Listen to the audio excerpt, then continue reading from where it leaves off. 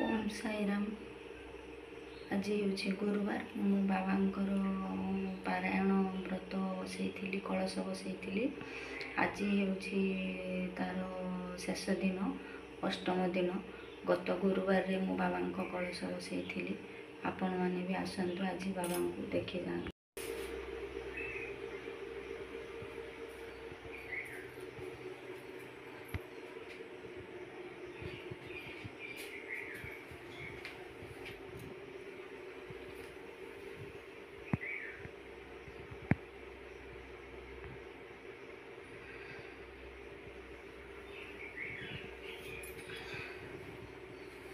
होउचंदी मोर प्रिय भगवान साई बाबा। यहाँ हूँ बाबांकर साई सच्चरित। बाबांकर पारायण कले 8 दिन भितर ये बही रे जते सब अध्याय अच्छी पढ़ी की सारे हुए।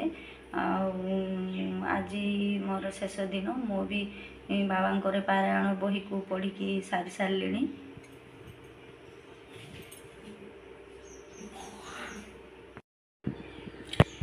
8 दिन भितर बहुत अध्याय मु पढ़ी की सारी। आपण मानकु तो सबू अध्याय पढ़ी की शुणे हेबनी, तथापि मो बाबांकर 11 गोटी निर्भर प्रतिश्रुति आपण मानकु शुणाउछि। आपण माने शुणंतु। जिए साई दरबार को आसीबो, आपद ताहार दूरे पलाइबो।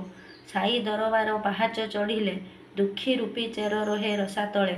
एमोर शरीर छाड़ी चली जीवी, भकत डाकिले दौड़ी आसीबी। मनरे दृढ़ता विश्वास भरिबो, मो समाधि तुम विपद हरिबो। काले काले मते जीवंत भाबिबो, अनुभव बले एसबु जानिबो। मो पासे जे जन शरण पशिबो, खाली हाते केबे एठू न फेरिबो।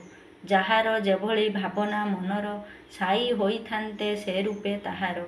मो कांधरे जेते भार लदी देव, से सबु बहिबी न करिबी क्षोभ।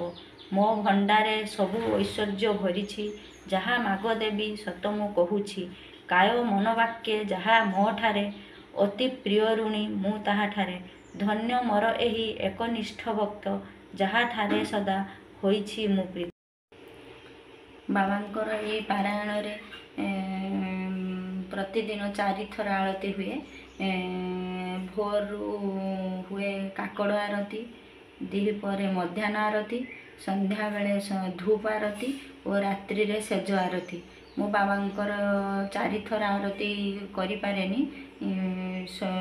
काकड़ आरती करे, मध्याह्न आरती करे और संध्या रे धूप आरती करे। एबे मोर पूजा मध्य सरलाणी। सकाळु सकाळु मो बाबांको पाखरे भोग भी लगे सारलेणी।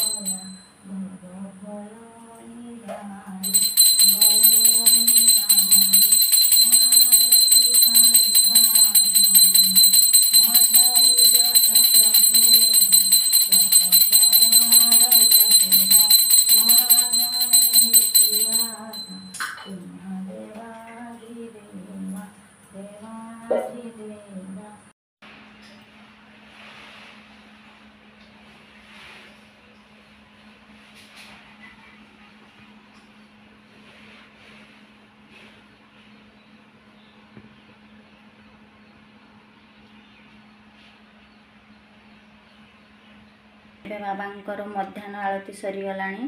ଆଉ ମୋ ବାବାଙ୍କ ପାଖରେ ପ୍ରସାଦ ମଧ୍ୟ ଲଗେଇ ସାରିଲିଣି, ଭୋଗ ଲଗେଇ ସାରିଲିଣି।